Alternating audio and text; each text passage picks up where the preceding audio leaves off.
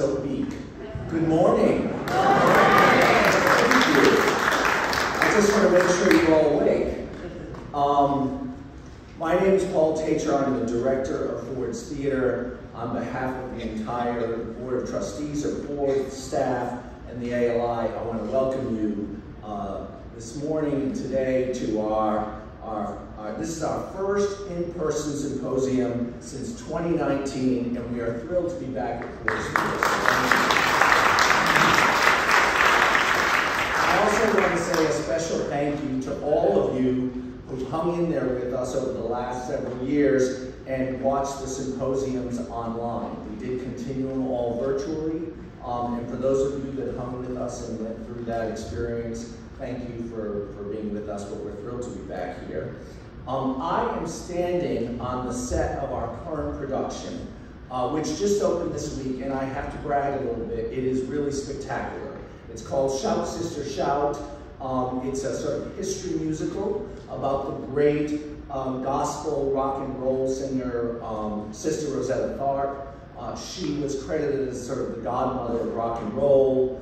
She was posthumously admitted to the Rock and Roll Hall of Fame in 2018. And if you don't know anything about Sister Rosetta Tharpe, you should come see the musical because it's amazing. If you do know anything about Rosetta Tharpe, you should come see the musical because it's amazing. So that's my commercial for the production. It runs through May 13th, and I hope you'll all come and see it. It's really quite wonderful. Just a few reminders today. There's no food or drink in the theater. We appreciate your cooperation on that. The theater is open to the public today, so there will be people coming in and out, and hopefully folks will join in and maybe sit for one of our sessions and hear some of the speakers. But just be aware that there are folks coming in and out throughout the day. There will be time for questions after each presentation. To ask your questions, please step up to the microphone. I think there's one here. We ask that you make your questions succinct and actually a question and not a speech, please. After each presentation, there will be a 20-minute break. During that time, the presenter will sign books in the lobby. Books can be purchased throughout the day at the gift shop. Most of our presenters will sign books in the lobby after their presentation, with the exception of David Kent and John Meacham, who will sign books before their presentation. So a little confusing there, but just note that in your programs that David Kent and John Meacham will sign before their presentations. There will be a lunch break from 12:25 to 1:45. Please take all of your belongings with you. Don't leave anything here because, as I said, the theater will be open and we just don't want anyone to lose anything here. A couple of small commercials before I start. One is that this event for its entire life has always been free to the public. We ask people to sign up and register, but it is free. The way it is free is that the Abraham Lincoln Institute survives on donations from folks. So if anyone is so moved by the presentation today and would like to write a check, there are a number of board members around, just find them. They have these little lanyards around. I'm sure they'll take your check, your cash, or a credit card. Or you can just send it in, go to the website, and I'm sure there's a way you can donate on the website. But we greatly appreciate any support from the public. Also, I just wanted to say a special shout out today. We have a very VIP guest in the audience today. John Sellers was one of the founders of the ALI and was one of our guiding lights for so very long. He passed away in 2019, and his widow, Sylvia Sellers, is here today, and I just want to thank her. Sylvia, where are you? She's in the back there.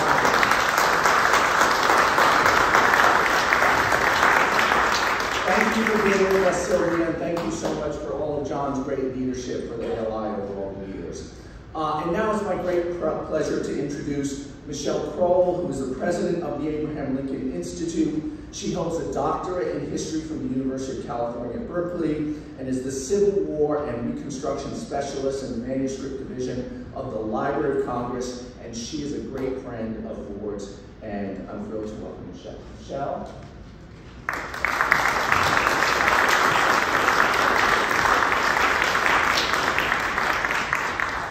Welcome back. Give yourself a hand. In July 1849, Abraham Lincoln wrote that the better part of one's life consists of his friendships. And reflecting upon the time that has passed since we last met here at Ford's Theater in 2019, and what it means to gather here again in 2023, Lincoln's statement continued to come to my mind.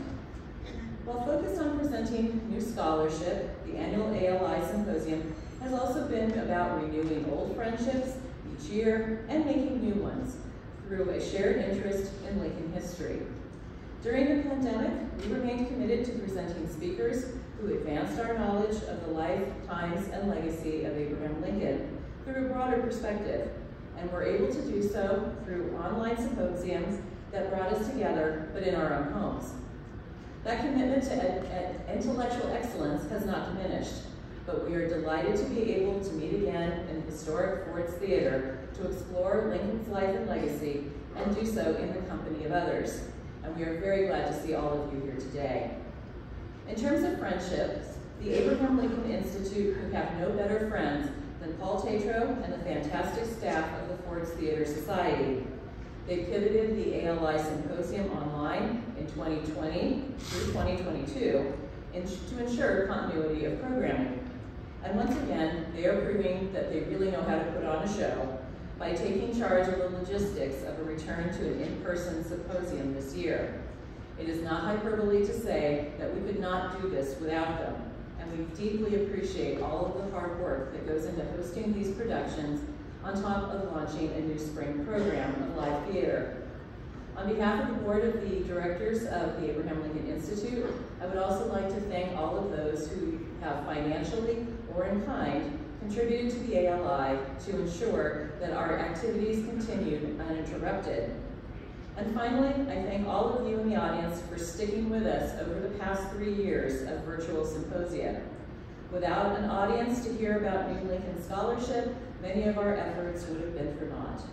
We appreciate your continued support and attendance, whether online or in person, and hope that you enjoy the great lineup of speakers that we have for you today.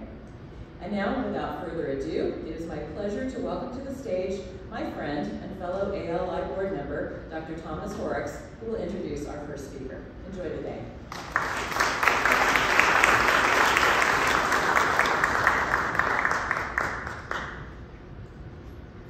Good morning, everyone.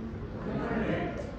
It's my pleasure and honor to introduce someone I've known for almost 40 years. I know I don't look that old, but Terry Alford is an author and a historian. He received his PhD in history from Mississippi State University and did postdoctoral work in family history at the University of California, Davis. Dr. Alford is a founding board member of the Abraham Lincoln Institute and is recognized authority on John Wilkes Booth and the assassination of Abraham Lincoln. Fortune's Fool, Dr. Alford's biography of Booth, was published in 2015 by Oxford University Press and has received exceptional reviews. His research and endeavors have been supported by 4 grants from the National Endowment of the Humanities. He has been a historical consultant on a number of films and documentaries, including Steven Spielberg's Lincoln, starring Daniel Day-Lewis. He also serves as a member of the Advisory Council for Ford's Theater.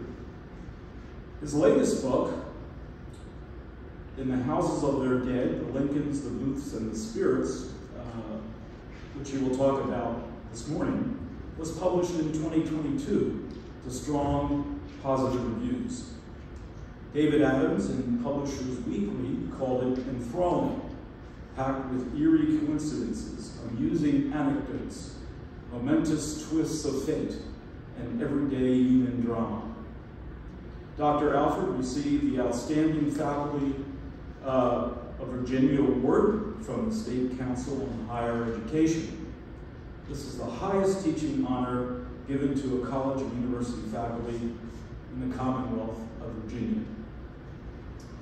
You know, as Terry was going to come out on the stage, I was thinking, well, I'll give him a pat on the arm and say, break a leg. But considering where we are, I don't think I'm going to say that. It's my pleasure to introduce to you Terry Alford.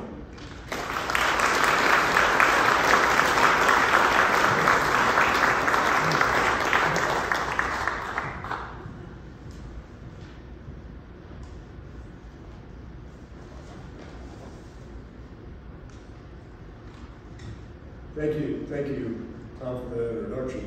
I think of all the introductions I've received, I'd like to say, and I say this not just because Tom was a friend, but Tom's introduction was by far, hands down, without doubt, and I mean sincerely, it's the most recent one that I have ever received. You'll be happy to hear I'm not going to give a speech, I'm just going to give a talk. And it'll be drawn from the book that was published last year, In the Houses of Their Dead, The Lincolns, the Ghosts, and the Spirits. The idea was, and it's been known for a long time, even during their lifetimes, that the Lincolns were, to some extent, into spiritualism. It wasn't quite clear to what extent, who took what seriously, but even during the Civil War, it was mentioned in the newspapers. It's not mentioned as often as you would think. Once I took a good hard look at that, there weren't a lot of stories about it. There were a few, and interestingly enough, they were mostly in Democratic Party newspapers meant to make Lincoln look foolish or something like that. That's where the Republican newspapers either, I'm sure they knew about it, but they didn't really report it. But the book grew when I realized in my research on John Wilkes Booth's life that the Booth family was interested in spiritualism as well. So at the same time, they shared not only a similar interest, but they actually shared the same mediums. They were going to the same people. So I thought, well, that's kind of curious, and I wanted to get into that. By spiritualism, what's sometimes called modern spiritualism, we're talking about a movement that began in the late 1840s in Hydesville, New York, a little place that's not there anymore, and at a house lived in by the Fox family. It was a simple rural home. The house is no longer standing, but the foundation is there. So if you go, you can tour the foundation. We've all toured historic homes. Not many of us have toured foundations, but I think that would be kind of fun to go and do that. Fox sisters, Maggie and Kate, in late March of 1848, so that's the time period, 48. They had gone to bed early, strange rapping noises, long and short. The story was that there was a murdered man buried in the basement of their home, and he was sending them messages. And pretty soon they developed an ability, they claimed, to communicate with him. This spread around the neighborhood. Some of the local Quakers got interested in this. By 1850, the Fox sisters were giving demonstrations in places like Rochester, New York, and so forth. So this thing really just caught fire and began to spread. And of course, the point of this was that the dead are ever present. You know, they're not here physically, but they're here. They're right here. I mean, right here. And if you are attuned enough, you know, you can communicate with them and them with you. So this movement spreads very quickly, and it was in some form or other in Springfield, Illinois by 1850, because that was the year that Eddie Lincoln, one of the Lincoln sons, died. He was 3 years old. Most likely cause of death was pulmonary tuberculosis. The Lincolns, Mary and Abraham, allegedly had an interest in spiritualism even at this time. This is a story that they visited 3 women in touch with the other world, but their interest in this period of time was very poorly documented, just a story or two, nothing like what we have for the 1860s. The Lincolns, husband and wife, were of course superstitious people. Abraham Lincoln said one time, I was always superstitious, and it wasn't a disabling thing for him, but it was noticeably kind of quirky. This is a story that seems to be true, where he was about to join some colleagues. This is probably from his time as a congressman. He was about to join some colleagues for a meal, and he realized he would be the 13th person.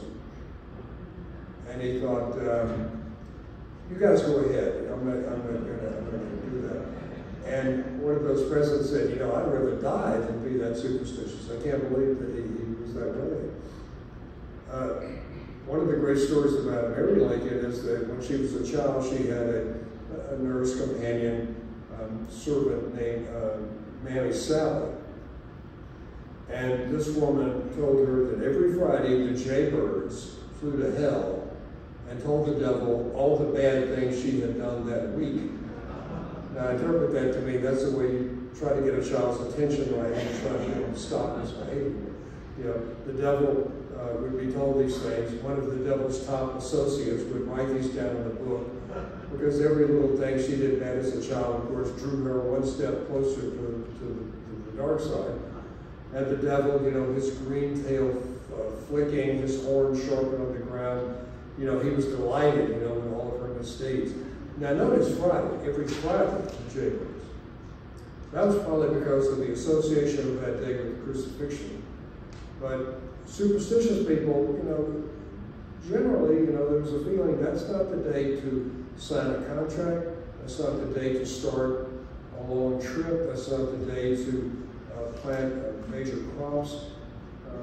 And in looking at the Lincoln's history, that is the day that Eddie Lincoln died. That's the day that Abraham Lincoln's father Thomas died. That's the day Fort Sumter was attacked. That's the day Lincoln was shot. So Friday does seem to be a fraught day to some people. On the subject, I'm reminded of the mad stone, one word. Robert, the Lincoln's oldest son, was bit by a small dog, and Mary was very concerned that the dog was a rabbit. So she sent father and son off to Terre Haute, Indiana, to be treated by a famous madstone. Now, madstone is a petrification of vegetable matter found in the intestine of an animal. Drawn out, you know, you can apply it to a wound, draw the poison, you know, and the bad things out of your blood. So Lincoln and his son Robert went to see it. Lincoln confessed that this obviously was kind of a superstitious thing, but he said that if people in the Terre Haute community constantly resorted to it, and they were convinced of its power, well, that probably meant something. I don't know where the Terre Haute madstone is. There's any number of madstones in this period of time. That one was about half the size of a tennis ball. It was a grayish-looking object. It came to Indiana from Kentucky. It came to Kentucky from Virginia. In one family, it was kept, but the earlier history of that object is mysterious. Now, a minute ago, I was speaking about spiritualism. Then all of a sudden, I was talking about superstition. And, you know, it might be well to say something about that and the difference or similarity between the two. You know, I sometimes would ask my students, you know, what was the difference between the two? And I noticed something. Have you ever noticed if you ask students a question, you have to ask it twice?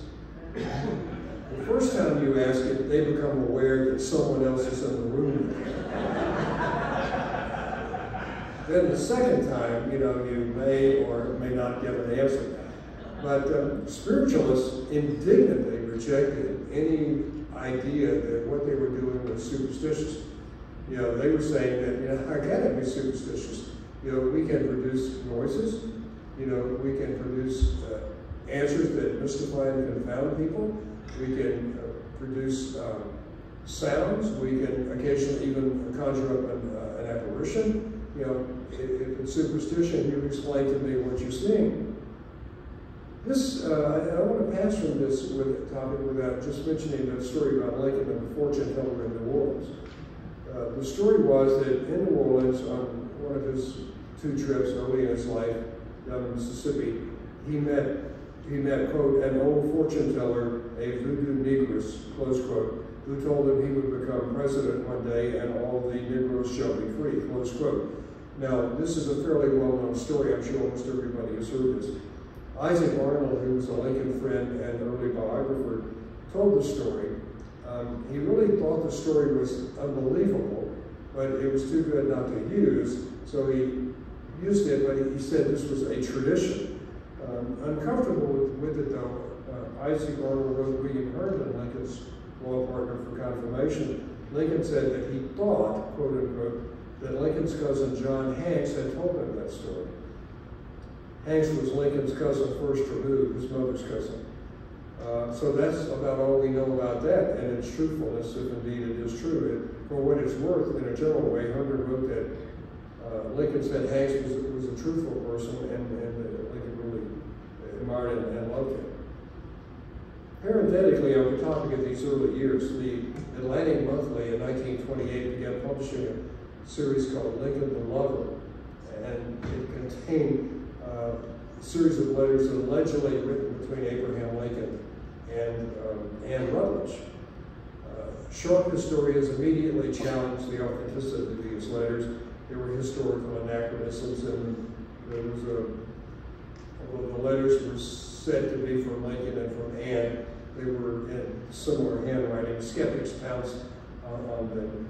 Eventually, the author, whose name was Wilma Frances Minor, wrote that, and explained that she actually wrote the letters, but they were received from a spirit guide who reached her through her mother, through Wilma's own mother, who was a medium. So those letters were debunked, and the Atlantic Monthly had to backpedal pretty seriously in regard to them.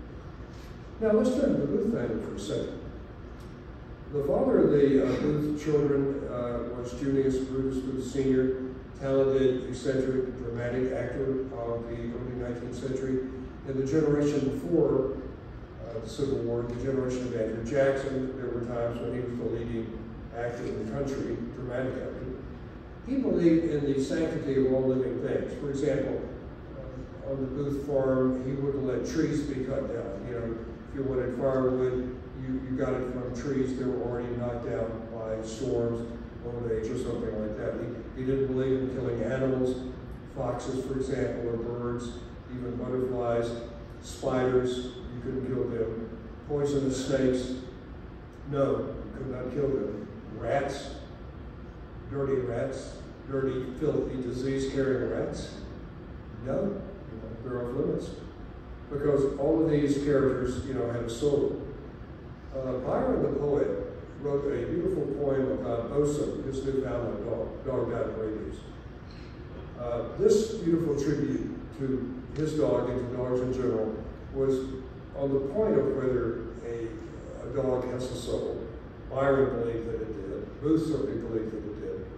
And the lines in the poem, and dog lovers will love this if they haven't heard it. Byron wrote, "Thee poor dog, in life the firmest friend, the first to welcome, the foremost to defend, whose honest heart is still his master's own, who labors, fights, lives, breathes for him alone, unhonored falls, unnoticed all his worth, denied in heaven the soul he held on earth." Now, Booth loved this poem, recited it often. The elder Booth, the father, cited it often, believed in its philosophy. And in fact, it was part of the celebrated ghost dog incident involving Junius Brutus Booth. One night he was in Petersburg. His play had concluded that the weather was brutal outside and impossible to travel. So he and some cronies gathered around the fireplace in a tavern. They were taking turns entertaining each other by reciting poems. And Booth read this poem. And just when he reached the end of the poem, his foot slipped off the fireplace jamb and hit a dog who cried out. Now that astonished everyone, the story goes, because nobody had noticed the dog there before. Nobody knew whose dog it was. Nobody saw it come in. Nobody claimed it. Nobody knew it. It was just all of a sudden there. And John Booth's father said, the dog had been summoned there by occult sympathy, was the expression that he used. John Booth's mother, Mary Ann Holmes, was a person given to dreams, given to visions. She had a condition known as extrophia, in which her left eye deviated out. Now, there's no part of the human body subject to more focal or folk beliefs than the eyes, and that's pretty understandable. And anyone with extropia and a deviating eye was thought to be particularly gifted because they can see in two directions at one time. In other words, they can see twice as much as anyone else could. Now, when John Wilkes Booth was a baby, she had a vision. She was nursing him. He was probably 6 months old or so. Cold, late fall day, dreary outside. She was sitting at a fireplace nursing him, and she just became consumed with with anxiety about his future, what would happen to him. And she prayed and she asked God to tell her, what his future would be. And the story in the Booth family was a story so often told, I might say, that it's been turned into a poem that still exists. That the fire just flared up right in front of her. The word country appeared in these flames. The flames changed to the word of her son John, and then the fire died down. And she was, from that, took the understanding, that his destiny would be entwined with that of his country, and he would die, as he really did, in the flames at Garrett's Farm. John's older brother, Edmund Booth, was born in 1833 on a night, the incredible night of the Leonid meteor showers. It's commonly understood, I believe, that 33 is the most dramatic set of those showers we've ever had. One astronomer at the time estimated that they were seeing 100,000 meteors an hour when that occurred. And of course, it was absolutely startling to people in 1833. Servants on the Booth farm said anyone born during a meteor shower would be, as they expressed it, gifted to see ghosts. Edmund, incidentally, was born with a caul on his face. That was a sign of particular good luck for a child. And it also meant that if you had a caul, you could not drown. That was one of the benefits of having it.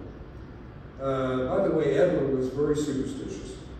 He was afraid of ivy vines. He was afraid of peacock feathers.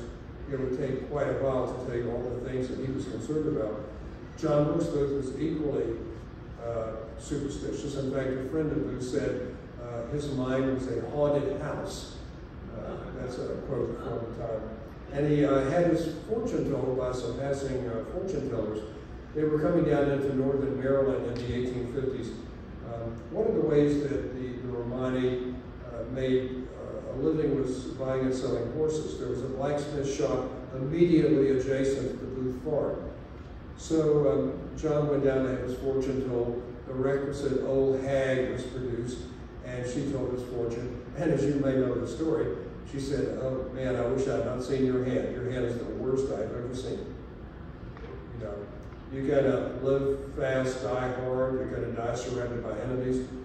You'll be loved. You'll be like a meteorite. You'll streak, you'll burn, and you'll die without a friend in the world." And John Lewis Booth, that's pretty sobering for a frightening-looking person to tell a 12-year-old child. John Lewis Booth said, "I'm supposed to pay you for that? I don't like that. Is there anything I can do to get out of it?" And she said, "Become a missionary, maybe. I don't know. Not looking good for you." He told his sister Asia about this, and Asia said, "Oh, lady doesn't know anything. Forget it. Blow it off." And he laughed. "Yeah, that's right. That's nothing to it." But she said he kept the fortune paper, and over the years, from time to time, he would refer to what had happened there. He did, interestingly enough, have a perception that he was an unlucky person. This is John Lewis Booth speaking out. In 1860, in the summer of 1860, there was a rare event. Right over New York City, a meteorite came right across the top of the city. It was so close, it looked like, in fact, a lot of people thought it was fireworks. It streaked right across the city, broke up into an amazing meteor procession of different colors. And it was all everybody could talk about the next day. They couldn't believe what they had seen.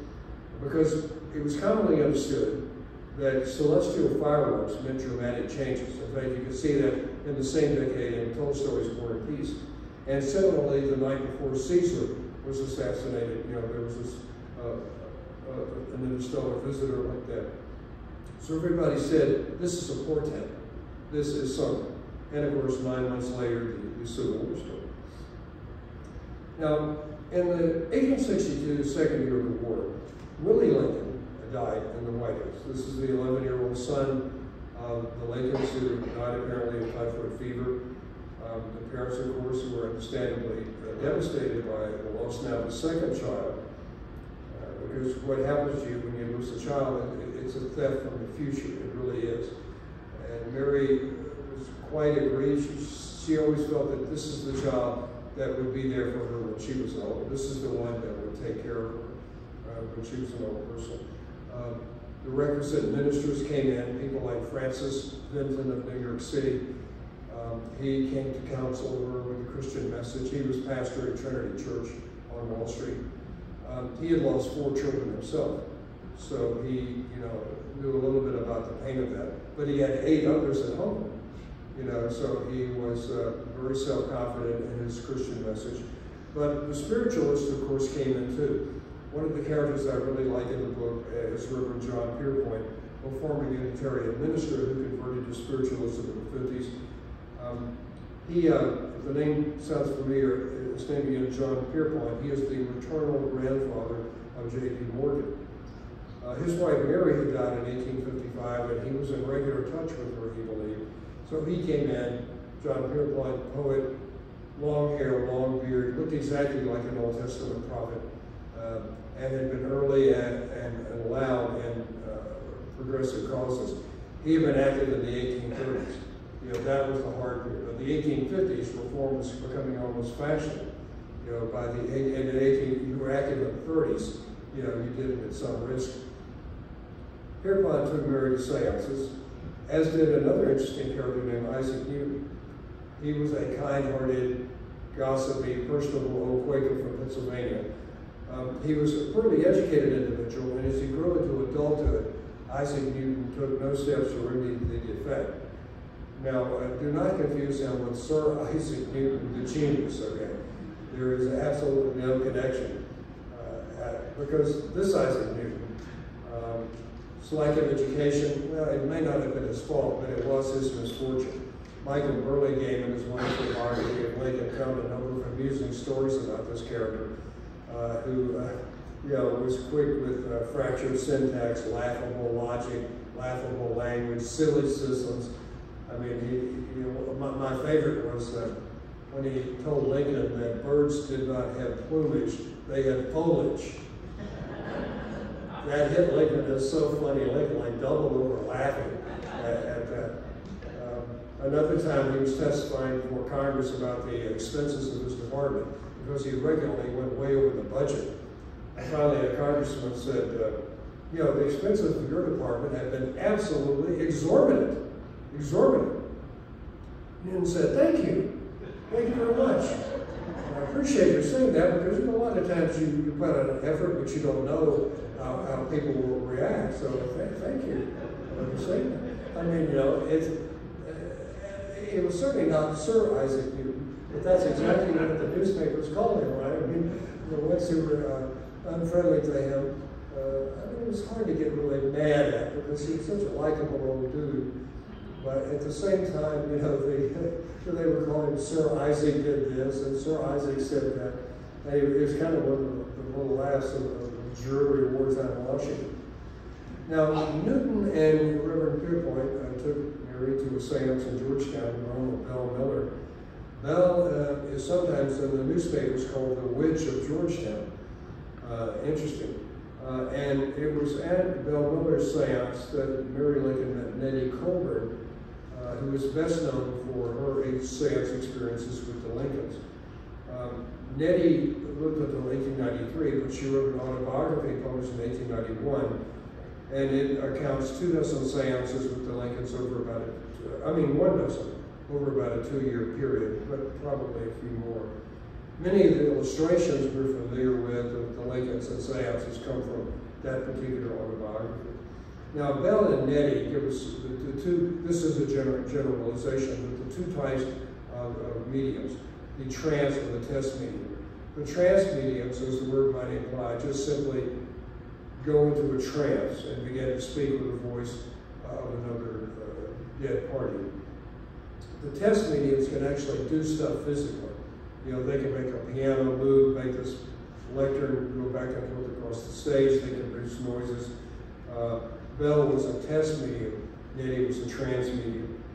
Critics of the movement were not silent, as you could believe. I mean, they hit spiritualism pretty hard, basically in 2 aspects. One, it was silly, to think anybody can talk to dead people. Or it was not Christian, it was ungodly. the dead are going to God, and it's not right for you to try to hold them by one leg down here on earth so you can talk to them, because they're going to a lot better place than you live in. So those are the basic approaches that if you read criticism of that. Now, the Booths got into spiritualism in 1863, accompanied the war, when Molly Devlin died. She was Edwin's beautiful wife. She was still a young woman. She had a baby. She had another one on the way when she died. And she passed away almost a child bride. Edwin was worried about this because he had lost his call. He had lost that call in the frequent movements an actor makes in his profession. And that, of course, is very bad luck, I would say, as seen at the time. He would attend seances with his brother John. He would attend with Adam Badeau, a very interesting character, a dramatic critic, friend of Edwin's, became a Union soldier, got on the staff of Grant, stayed with Grant, served as a diplomat in post-war years, helped Grant to some extent with his famous autobiography. Adam Badeau doesn't have a proper biographer, and I think that he really would deserve a book. He's quite an interesting character.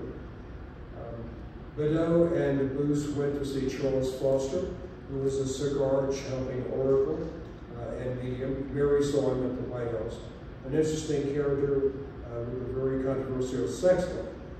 John was interested in a pair of test mediums, John Wilkes, and a pair of test mediums named the Davenport brothers, who were famous for their box solution. You would put them in a box, tie them up, there would be musical instruments in the box with them. You would tie them tightly, and shut and lock the box. Music would come from inside the box. Open it up, they're still sitting there tied just like you left them. Now, P.T. Barnum and others tried to expose them, perhaps successfully, as nothing more than magicians. The brothers fascinated Houdini, they fascinated Arthur Conan Doyle. They always claimed that they were spiritualists privately, but they never claimed to be, but they never said they weren't either. So it was really mysterious both what they were doing and what the meaning of what they were doing was. In fact, it's kind of interesting about John Wilkes Booth. If you look at one photograph of him, he wears a signet ring on his left hand. And it's an odd thing because he was on a hike of Mount Monadnock in New Hampshire. And he found an unusual stone there, a gray stone with a little streak on it, and it looked like a snake. So he had that made into his snake ring, which he would wear, and John Wilkes Booth would say when he wore that ring, an occult power came over him. Now, the last medium I'd like to introduce you to is Charles Colchester, a very celebrated medium and spiritualist personality from the Civil War period. His true name is Jackson Seeley. That's a fairly recent discovery, not mine, but I was able to confirm it. He was English. He came from Keswick in the Lake Country District. A well-educated guy, charming, personable, talented, plausible individual. Colchester could answer questions that you submit at a seance. You would write your question, seal it up in a little pellet, put it in a bowl, and then he would be able to take the pellet and answer any question asked of him. Mary Lincoln saw him at the White House. She saw him at the Soldiers' Home. And he confounded Lincoln by his ability to produce noises from the wall. That Lincoln was so curious about this ability that he asked Colchester to, would you go over to the Smithsonian and show what you're doing to Joseph Henry, the Smithsonian secretary? And agreeably, Colchester said yes. And of course, that was a little dangerous for Colchester because Henry was an acoustic genius. That was one of his particular specialties. And he was a noted foe of spiritualism. In fact, one time he argued with Reverend Pierpont. Reverend Pierpont described something he saw that was amazing. And Henry said, you never saw that. And if you think you did, you're mentally deranged. That's all I can say to you. But the problem with Colchester, among others, was he was an alcoholic. He had a flawed character. He was a rascal of the First Order when he really came down to it. And at some point, he tried to blackmail Mrs. Lincoln. He wanted a pass to travel free on railroads around the country.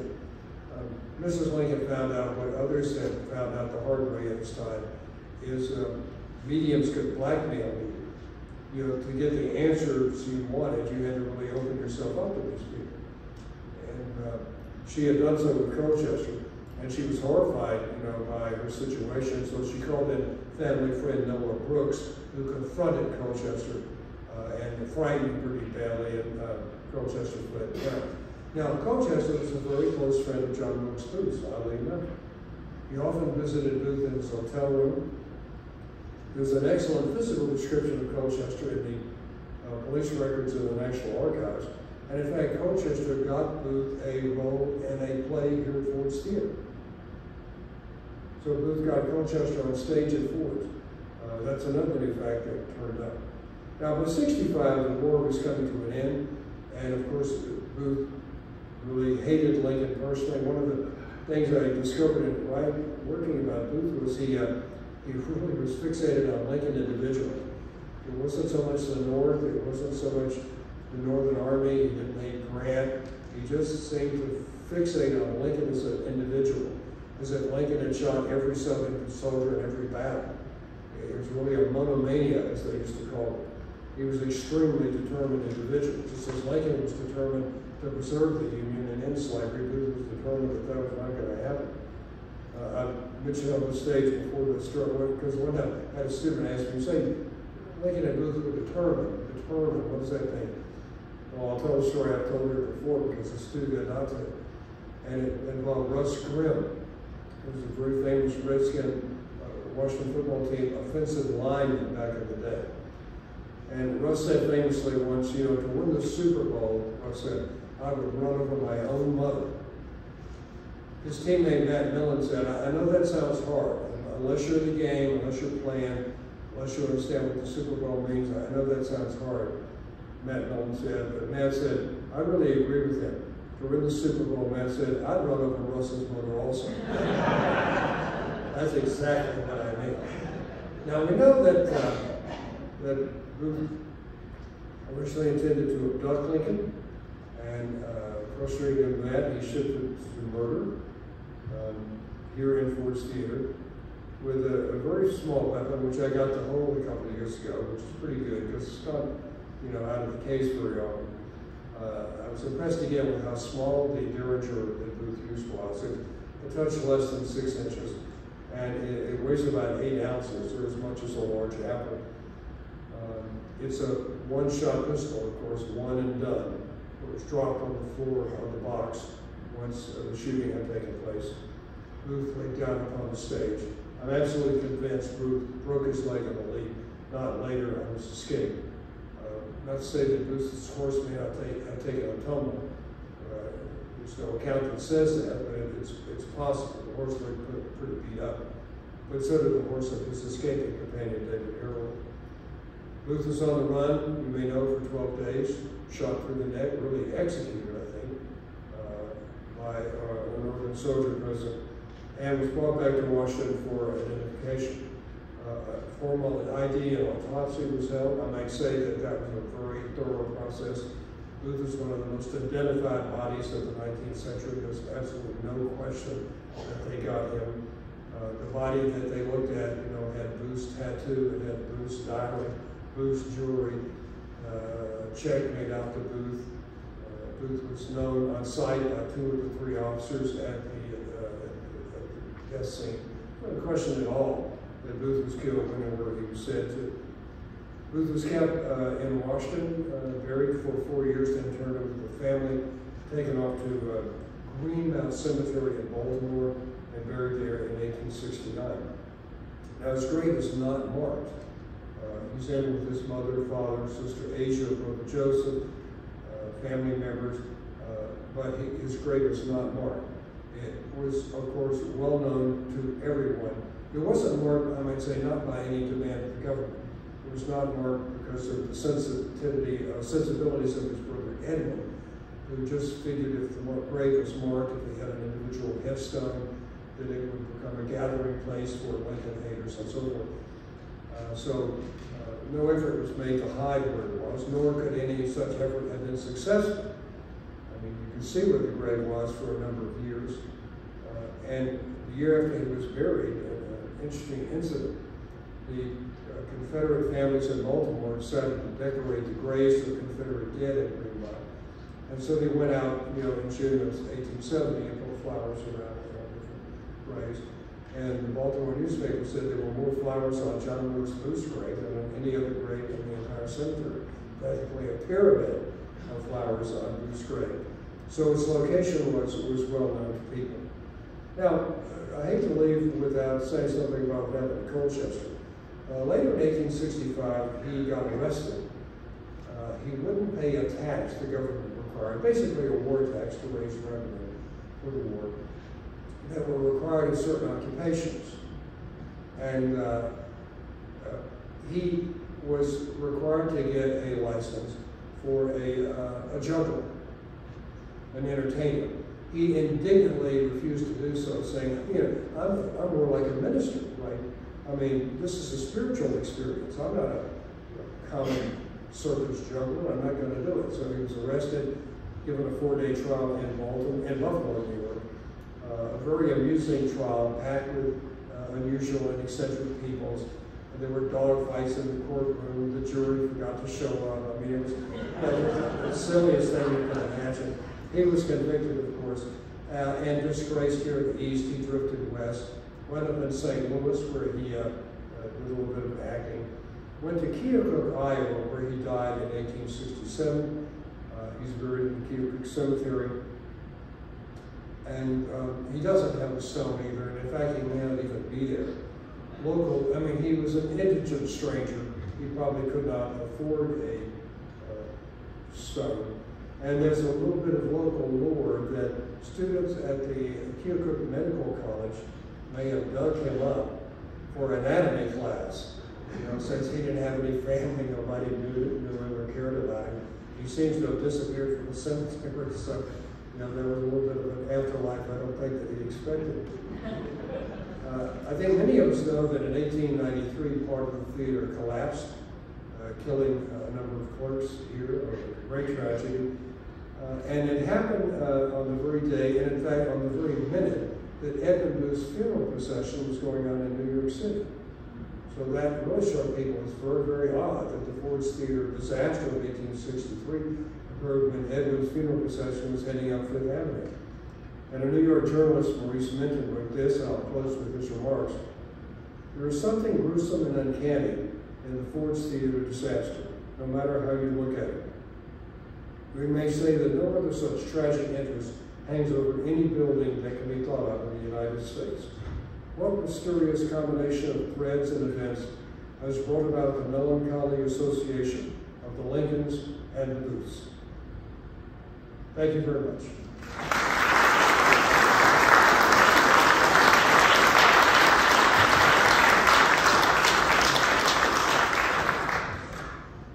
So I'd be glad to take some questions if there are. If there are no questions, I learned a long time ago to be a trick. I'll be glad to take your question. I'll tell you this little story first.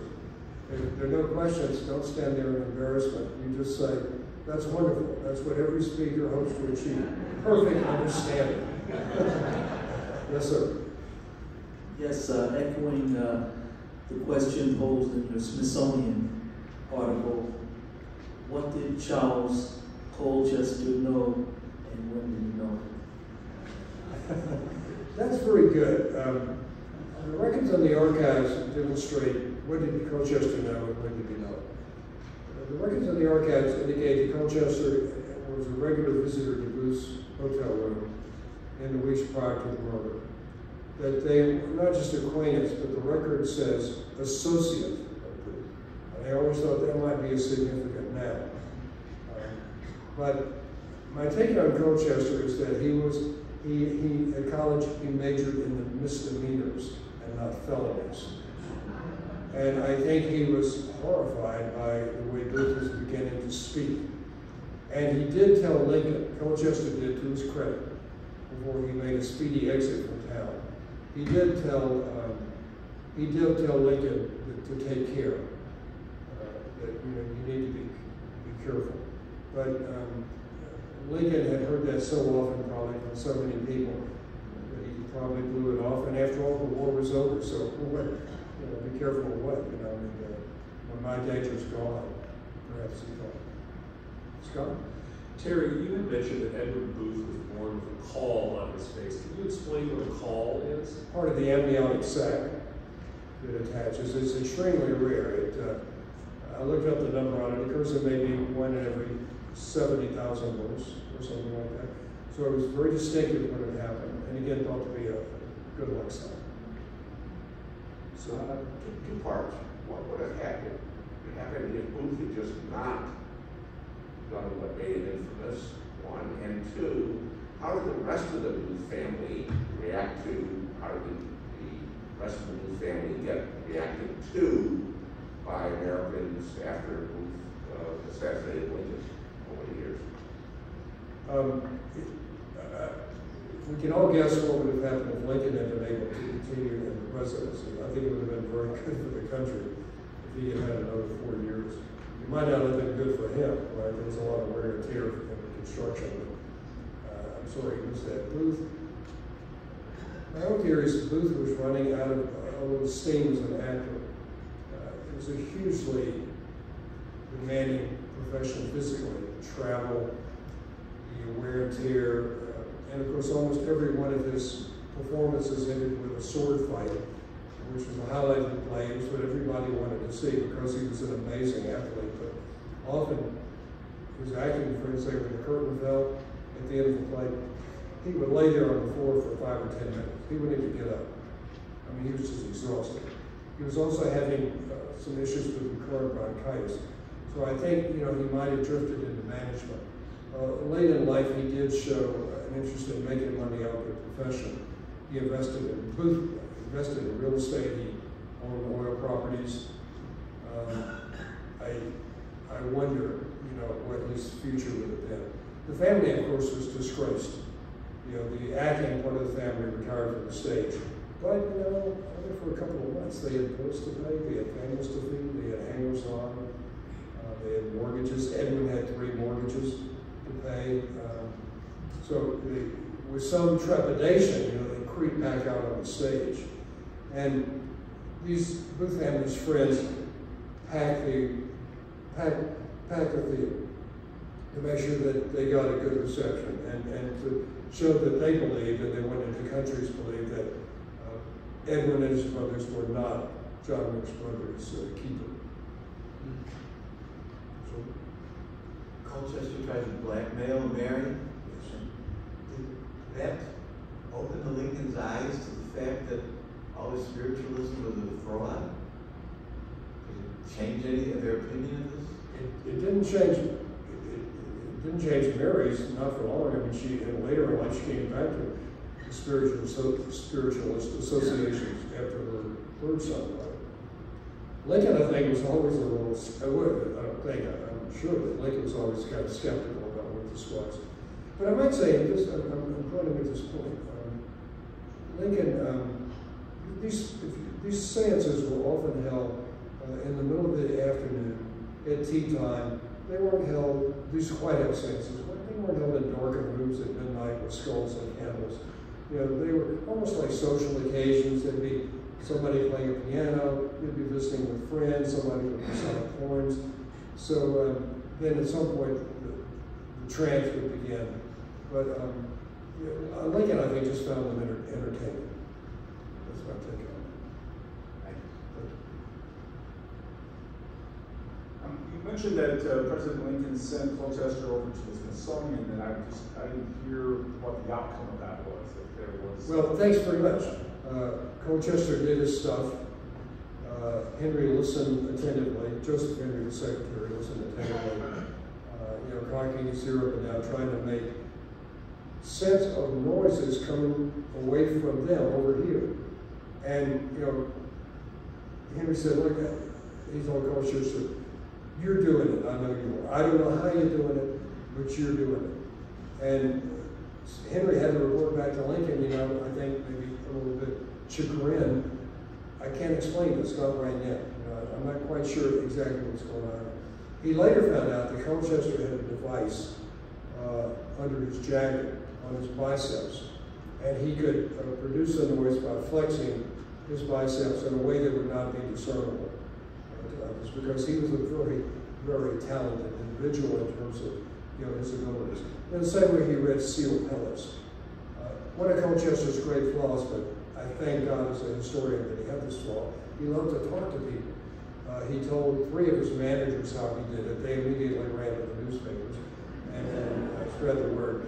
But you put your message, your question on a piece of paper, seal it, put it in a bowl. He would store it, and what you didn't notice was he just picked up one of them with his little finger of his left hand, and he would drop it in his lap. So you would talk, and while you were talking, he was opening it, and so he could see what the first message was. He would pick up this one and answer that one.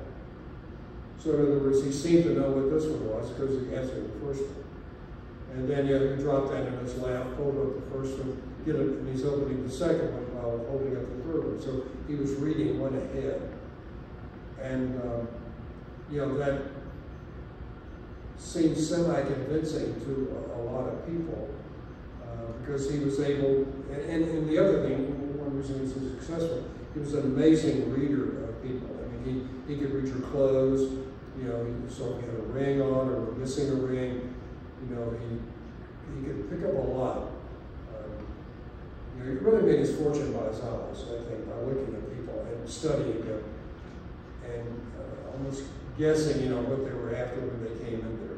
He was very, very talented, very skillful individual, Mr. Bryant. Well, again, thank you very much for your time.